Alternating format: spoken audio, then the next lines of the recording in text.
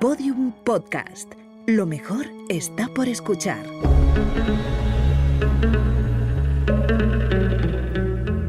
Dentro de la pirámide, con Nacho Ares, en Podium Podcast.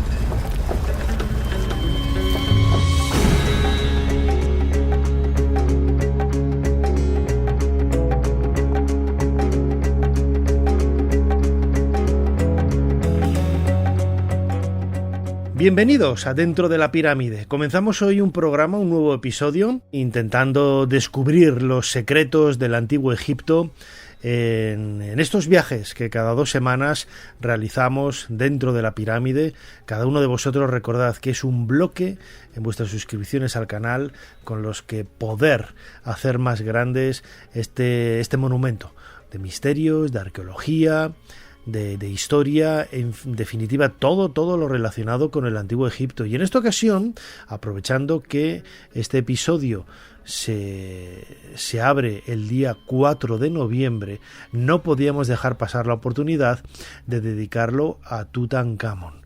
Esta fecha, el 4 de noviembre del año 1922, fue el momento en el que Howard Carter descubrió el primer peldaño de esa tumba maravillosa, la KV62, en el centro del Valle de los Reyes, que tantos secretos y tanta magia ha dado a lo largo de los últimos 100 años.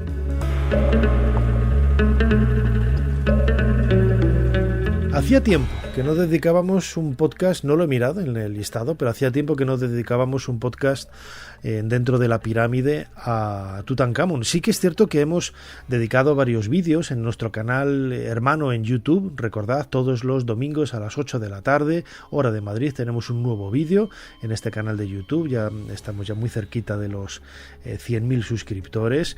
Y en esta fecha, pues es normal, ¿no?, que dediquemos estos minutos a Tutankamón.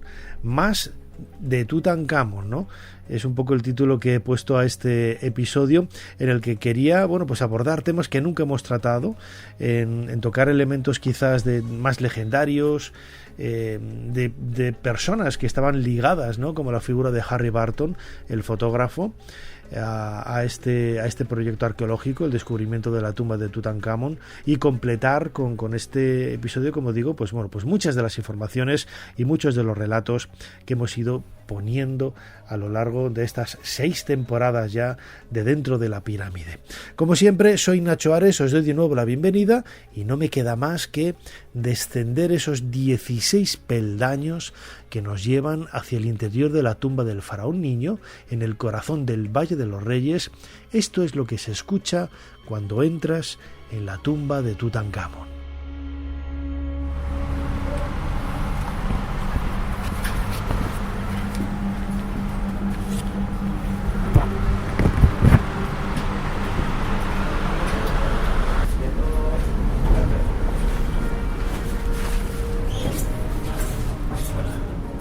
Quizá no somos conscientes del valor que tiene un hallazgo de estas características.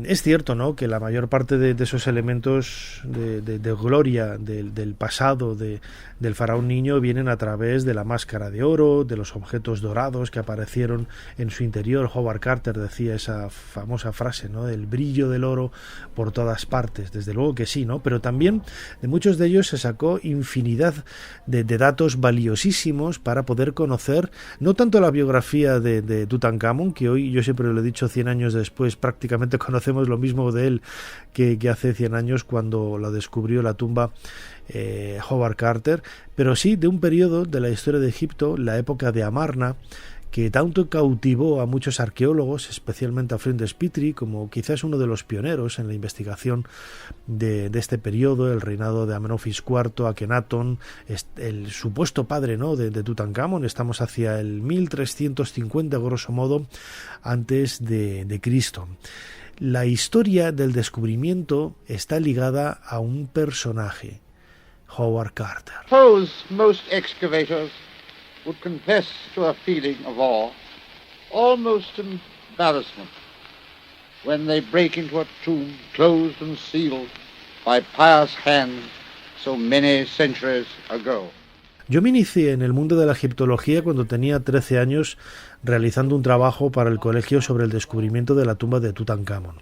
Ahí cayó en mis manos el libro de Dioses, tumbas y sabios de C.V. Ceram, y leyendo los pasajes dedicados al descubrimiento de la tumba del faraón niño, pues quedé prendado, ¿no?, de esta historia. Lo he contado muchísimas veces, pero yo creo que es quizás uno de los momentos, ¿no?, más apasionantes de la historia de la arqueología, que es uno de los campos de investigación y de divulgación que a mí siempre más me ha interesado.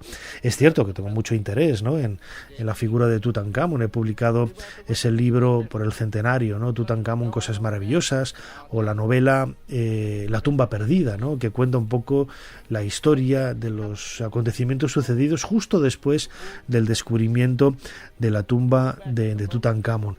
En todo este relato hay varios personajes, ¿no?, que son Lord Carnarvon como el mecenas, el promotor de toda esta aventura arqueológica, Lady Evelyn Herbert, por ejemplo, la hija de Lord Carnarvon, que es quizá uno de esos pivotes con un elemento humano, ¿no?, y afectivo muy grande para la historia que se quiere contar, y por supuestísimo el propio Howard Carter, un arqueólogo relativamente joven, ¿no?, unos 50 años tenía cuando apareció la tumba de Tutankamón, que bueno, en una cronoficción, en Ser Historia, nuestro programa hermano también, una cronoficción dramatizada por Mona León, hace varios años hicimos una dramatización de ese momento, ¿no?, del descubrimiento de la tumba de Tutankamón, y también haciéndonos eco del momento en el que Howard Carter, Lord Carnarvon y Lady Evelyn coincidían en ese sendero de la vida para comenzar, como decía ahora, esta aventura arqueológica que supondría el descubrimiento de la tumba de Tutankamón. Conciso y directivo. Le confieso que no es lo que esperaba de un arqueólogo. Señor Carter, ¿verdad? ¿Y ustedes? Lord Carnarvon, encantado. Y ella es Evelyn, mi hija. Buenas tardes, señor Carter. Vaya, no todos los días se conoce a un aristócrata. Un placer conocerlos. Ahora, si me disculpan, tengo un poco de prisa. Parece que Maspero tenía razón. ¿Maspero? ¿Disculpe? Me dijo que si lo que buscaba era alguien para animar un cóctel, no era usted la persona idónea. Pero me gusta usted, Carter. A mí también. ¿De qué conoce a Maspero? Mi padre, señor Carter, aparte de derrochador y un poco bombivant, es un hombre polivalente. Su último capricho es la arqueología. Nunca tenga hijos más inteligentes que usted mismo, señor Carter, o le pasará esto. Pero Evelyn tiene razón. Soy un lord caprichoso y, según mi médico, con algunos problemas de pulmón. Vine a Egipto para escapar de nuestra fría Inglaterra. Me gusta este lugar concreto del mundo. El aire del desierto me tranquiliza. También siento cierta curiosidad por la arqueología. Me la contagió mi hija, que es una verdadera apasionada. Pero no se preocupe, mi padre es incapaz de mostrar interés en algo por un periodo superior a 3 meses. Son ustedes muy entretenidos, pero tengo que trabajar. Me ha dicho Maspero que tiene usted una obsesión. Encontrar la tumba de Tutankamón. Sí, es cierto.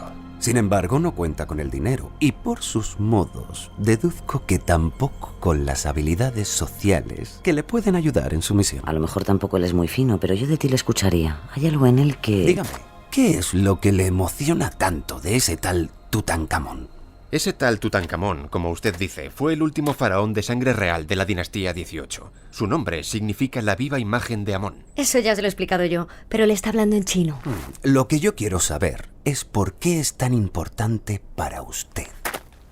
El hallazgo de su tumba sería uno de los descubrimientos arqueológicos más importantes de la historia. Su tumba no debe de ser muy grande, pero debería estar llena de tesoros.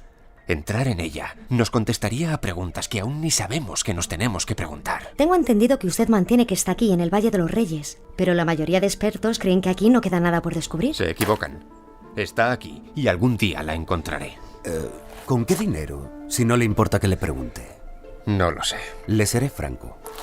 El dinero que usted no parece tener en cuenta y las habilidades sociales que desprecia son mi especialidad en la vida. Yo no sé nada de arqueología, pero entiendo de pasiones y de la necesidad que generan en hombres de acción como nosotros. Reconozco su obsesión, Carter, y me preguntaba si habría sitio en ella para un lord enfermo y caprichoso como yo. Pues... No sé, Howard, yo de ti aceptaría. Tampoco parece haber una cola de aristócratas excéntricos esperándote en la salida. Está bien. Sí. Tenemos un trato, entonces. Supongo que sí.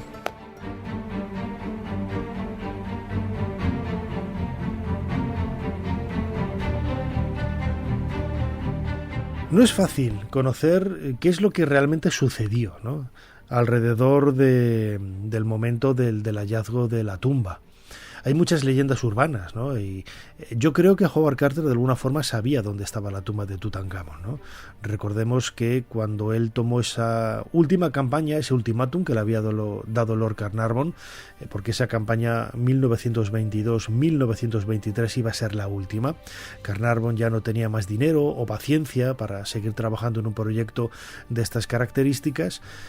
Carter pidió por favor que no le retirara el permiso, que estaba a nombre de Carnarvon, que incluso si fuera necesario por dinero él mismo podría sufragar la nueva campaña, y comenzó así.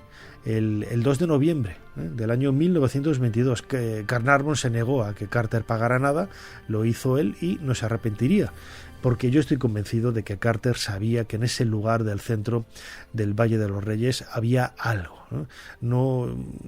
Bueno, resulta un poco extraño, ¿no?, que unos años antes acotara justo el espacio que había alrededor de la puerta, donde apareció la escalera, con ese muro que hoy se ve al pie de la entrada de la tumba de Ramsés VI.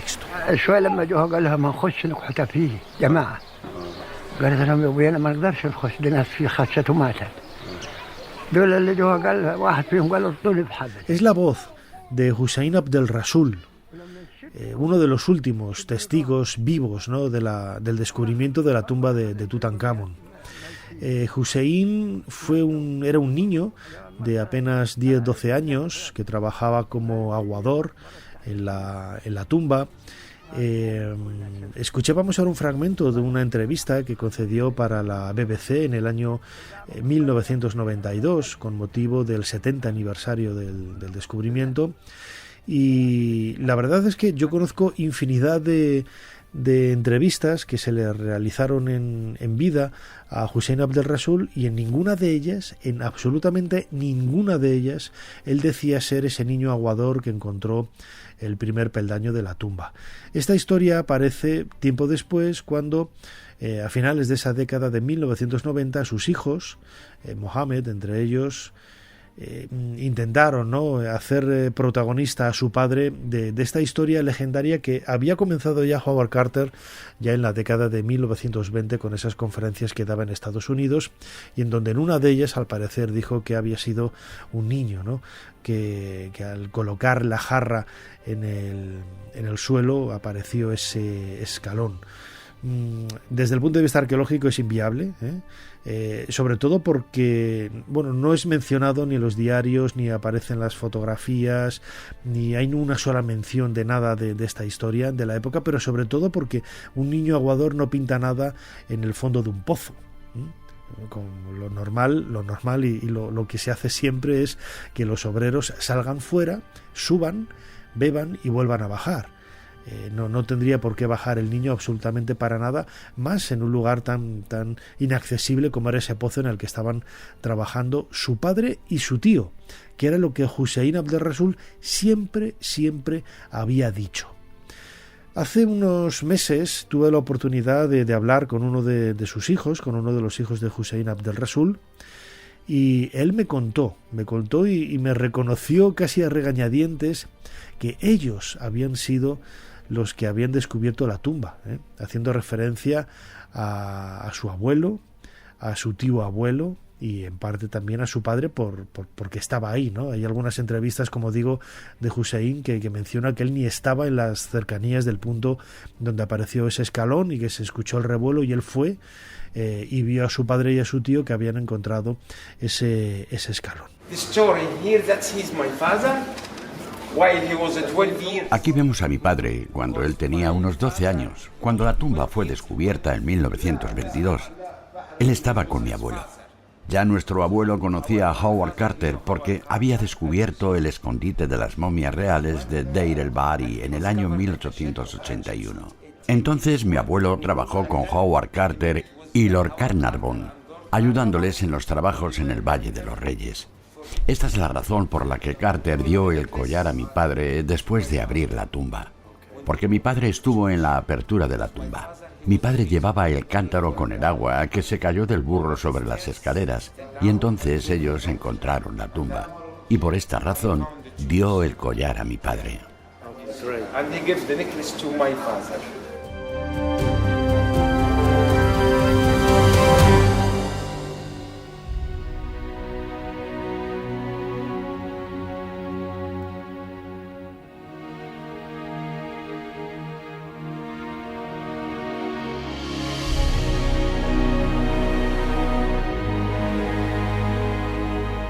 En cualquier caso, el hallazgo de la tumba de Tutankamón debió de ser espectacular.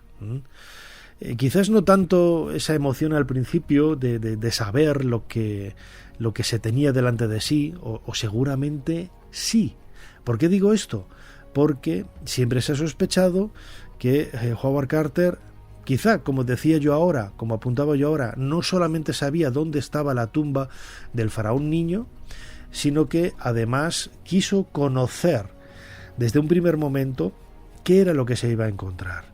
Y ese mismo día, el 26 de noviembre del año 1922, cuando entra con Lord Carnarvon en la antecámara, pues quizá esa noche, cuando ya nadie les veía, entraron y hicieron un agujero en un espacio que ya había sido agujereado en la antigüedad, seguramente por los ladrones, pero bueno, lo volvieron a sellar, a cubrir, y pues fueron testigos, o por lo menos confirmaron, ¿no?, lo que ya intuían o sospechaban, ¿no?, que era una tumba prácticamente intacta, porque encontraron los sellos no destruidos, los sellos intactos de una de las capillas que iba a dar al enterramiento de Tutankamón.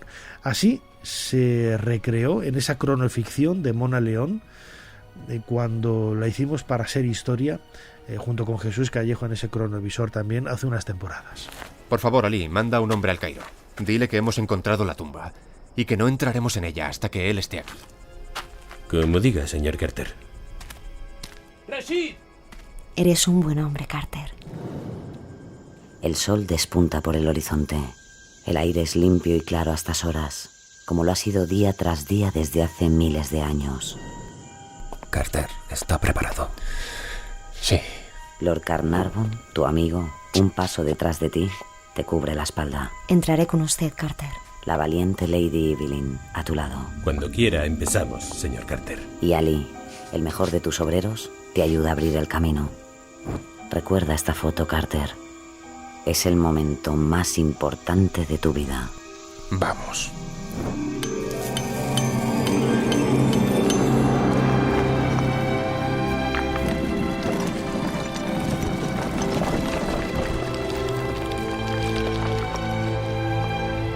¿Qué ve, Carter? ¿Ve usted algo? Dios mío. Sí. Cosas maravillosas.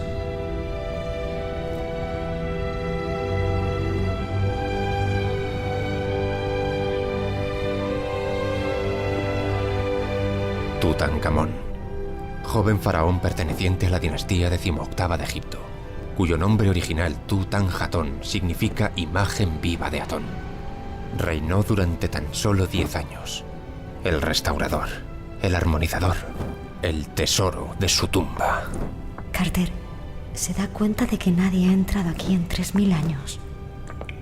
El tacto de la pared húmeda, el pequeño aire gélido, las siluetas de las estatuas, el silencio casi místico. Eso es lo primero que recuerdo. Y con tanta nitidez que tengo la impresión de que si alargara la mano, podría ubicarlos uno tras otro en aquella maravillosa estancia. Dudo de que nunca se haya visto en toda la historia de las excavaciones un espectáculo tan sorprendente como el que dejaba ver la luz de la linterna. Dios mío, es prodigioso. 2 figuras negras de tamaño natural se alzaban frente a nosotros, como centinelas esperando nuestra llegada. Cofres, vasos de alabastro, lechos dorados, sillas bellamente trabajadas. Y lo que estábamos viendo no era más que la antecámara. Continúa por allí, señor. Nadie podía imaginar el alcance de nuestro descubrimiento, ni siquiera nosotros mismos. cuando corrimos los pestillos de la gran capilla y las puertas se abrieron ante nosotros, nadie pudo evitar sentir la emoción de los siglos atrapados en aquella estancia. Vivir el ritual sagrado de un rey de Egipto congelado en el tiempo, tal y como había vivido 33 siglos antes de que llegáramos.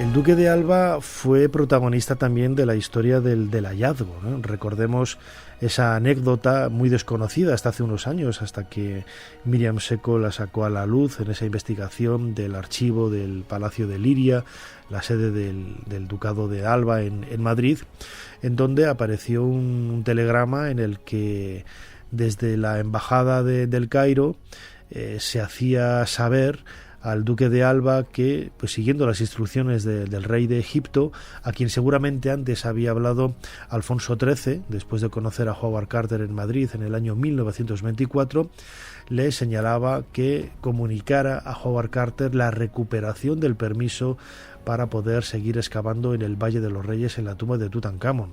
Esto viene a colación de esa huelga, ¿no? de esa pataleta, ¿no? que se agarró Howard Carter cuando entendió, ¿no? que se estaba entrometiendo en su trabajo el gobierno egipcio, y a principios de 1924 dejó la excavación de la tumba y se fue. Tuvo que dejar la llave y se intentó buscar a alguien que lo sustituyera sin éxito, porque nadie se veía capacitado para realizar el trabajo que estaba llevando a cabo el equipo de Howard Carter. El descubrimiento de la tumba de Tutankamón debió de ser sobrecogedor, ¿no? Lo vemos en la prensa de la época. En España, la revista Blanco y Negro, el periódico ABC, se hizo eco de ello, ¿no? Al igual que otros periódicos locales, también de Madrid, hablan de la llegada, por ejemplo, en 1924 y en 1928 de Howard Carter, invitado por el duque de Alba, precisamente para realizar esas conferencias, ¿no? que tanto éxito tuvieron en Madrid. El equipo de Howard Carter estaba compuesto por varios expertos, ¿no? en parcelas muy complicadas, ¿no? de la arqueología. No solamente había egiptólogos, pero sobre todo había pues ingenieros, arquitectos, había restauradores, había filólogos, y había un fotógrafo que yo creo que no ha sido superado por absolutamente nadie en la historia de la fotografía arqueológica. Me estoy refiriendo a Harry Barton. Harry Barton era un fotógrafo inglés que llegó a Egipto de una forma absolutamente casual, se hizo muy amigo de Howard Carter. Barton trabajaba primero para el Metropolitan de Nueva York, pero realizó una serie de miles de placas y película también. Tenía mucha inquietud por todo aquello relacionado con la fotografía y el vídeo de entonces, ¿no? Y el legado pues nos ha llegado a nosotros a través de esas placas de negativo que podemos ver en el Griffith Institute de Oxford. Chisco Bosch, ¿no? un español, es el encargado y custodio, buen amigo, arqueólogo que trabaja también en el proyecto Yehuti en la orilla oeste de Luxor, y hay una copia también con algunas variantes, ¿no? algunas diferencias en el archivo del Metropolitan de Nueva York, en donde también existe una copia del metraje de la película que hizo Harry Barton en ese momento. Carmen Ruiz, ella es epigrafista, es una persona que está involucrada ahora mismo en un proyecto de investigación relacionado con la figura de Harry Barton. Ella es arqueoartist, mi mano derecha en el podcast y también en el canal de YouTube Dentro de la Pirámide, y nos ha contado cómo son esos orígenes, ¿no? de Harry Barton, cómo llega a Egipto, y os va a sorprender la historia porque nada tiene que ver en realidad con la egiptología. En realidad, Harry Barton, como nos va a contar ahora mismo Carmen Ruiz, arqueoartist, está relacionado más quizás con la pintura del Renacimiento que con la historia de los faraones.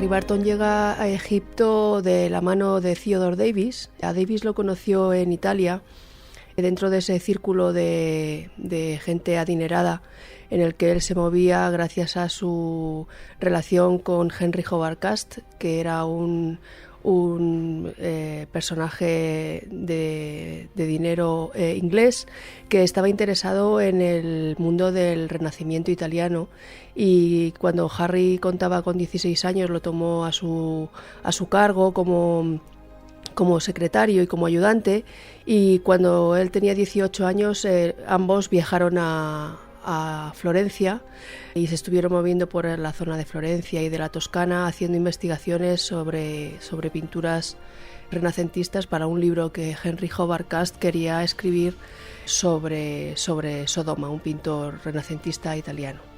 Dentro de este círculo de gente adinerada que viajaba a Italia para comprar antigüedades y cosas de este tipo, interesados en el arte europeo, Harry conoce a Theodore Davis y este le propone que viaje con él a Egipto para realizar fotografías de algunas de las tumbas que él había descubierto gracias a la concesión que tenía para excavar en el Valle de los Reyes. Cuando Harry viaja con Theodore Davis a Egipto, suponemos que queda embelesado por el país de los faraones y ya nunca más dejó de viajar a Egipto y de trabajar allí con Theodore Davis. Y en los primeros años de las campañas en Egipto, la persona que Theodore Davis tenía como excavador principal cayó enfermo y falleció. Entonces Harry Barton empezó a ser el arqueólogo y la persona que excavaba en la concesión de Theodore Davis, y esto le llevó a excavar y descubrir algunas tumbas de bastante relevancia, como la Maquette Ra, que contenía pues algunas de los modelos de maquetas del Antiguo Egipto más importantes y más señaladas que se conservan hasta hoy.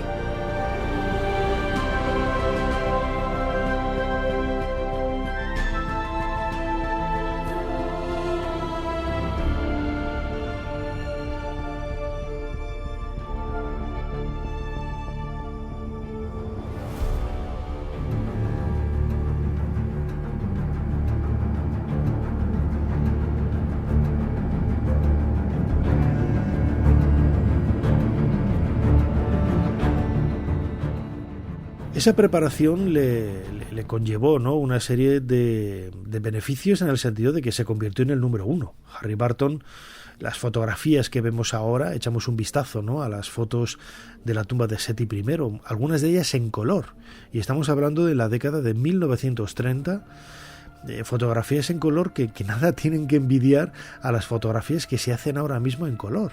Es que es alucinante cómo hace 100 años Harry Barton dominaba como nadie la fotografía, ¿eh?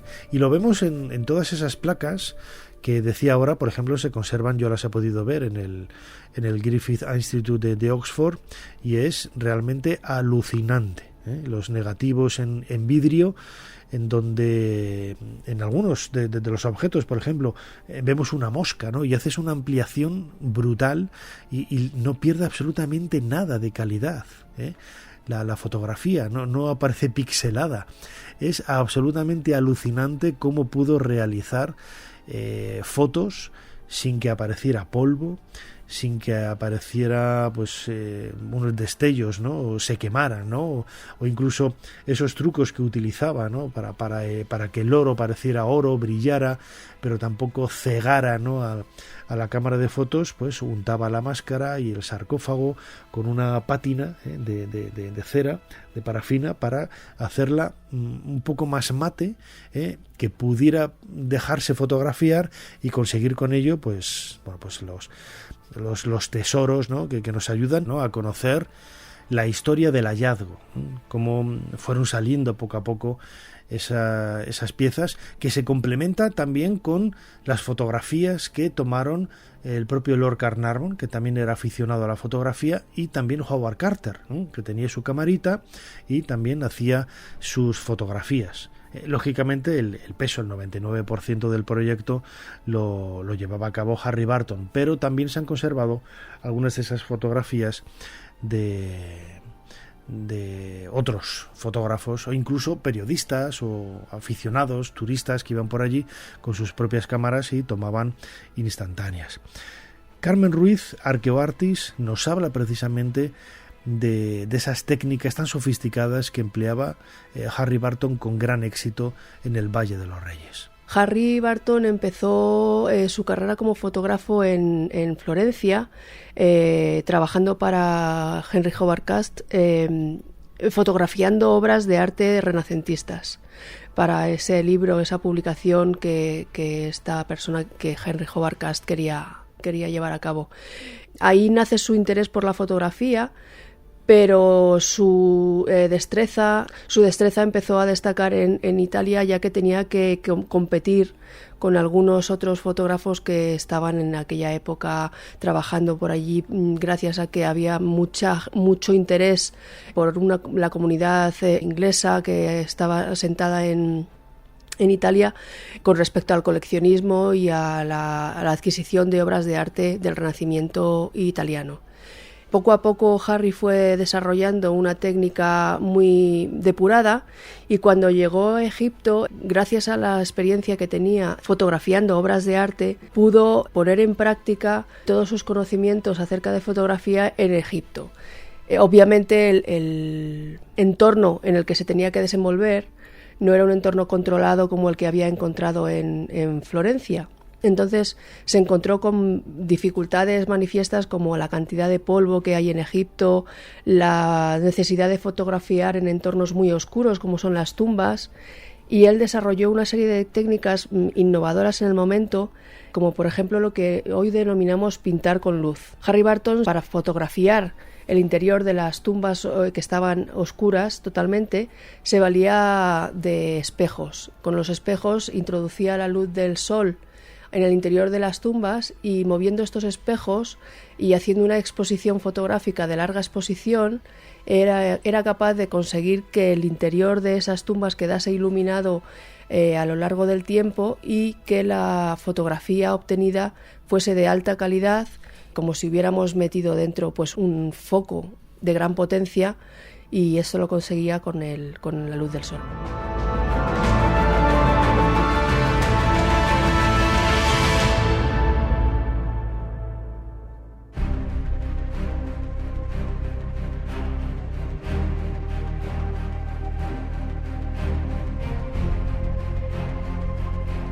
Hablar de Tutankamón es hablar de la maldición, no podemos echar la vista a un lado, ¿no?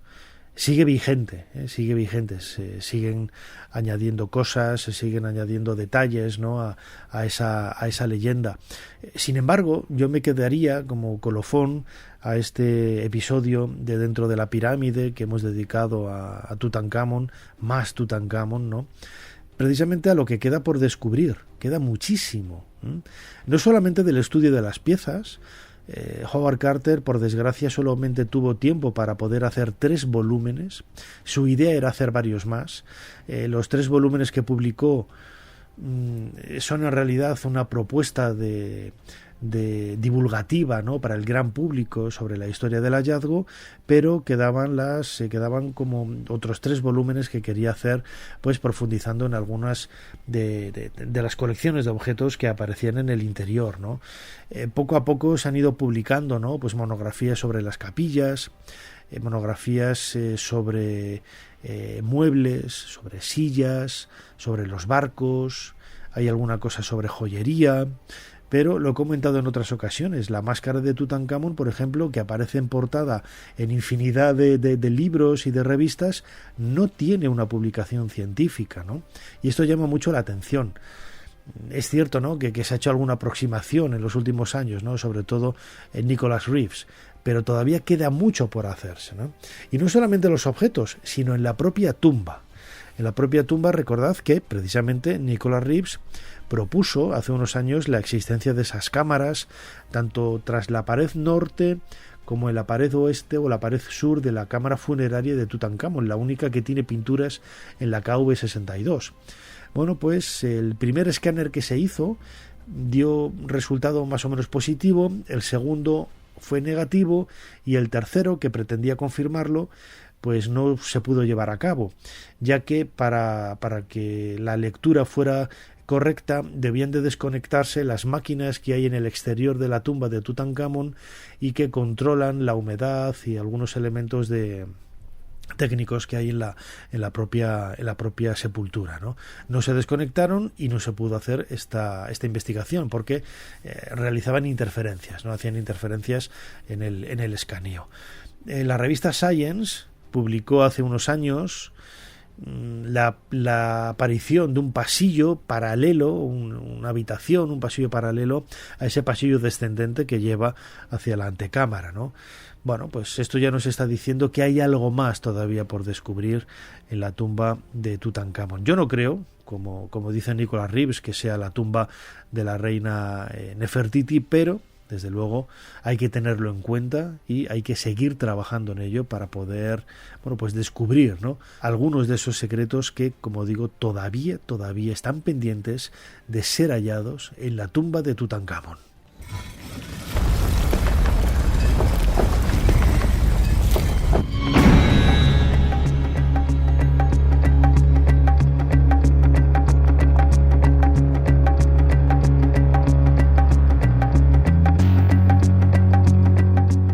Colocamos el bloque de cierre de esta pirámide, de un nuevo episodio de Dentro de la Pirámide. Espero que hayáis disfrutado de él como nosotros lo hemos hecho, ¿no?, en este programa especial dedicado a Tutankamón, aportando nuevos datos que son muchísimos. Podríamos estar haciendo capítulos y capítulos sobre el descubrimiento de la tumba de Tutankamón y todo lo que rodea la tutanmanía, la maldición de los faraones, las investigaciones que están pendientes, etcétera, etcétera, etcétera, ¿no?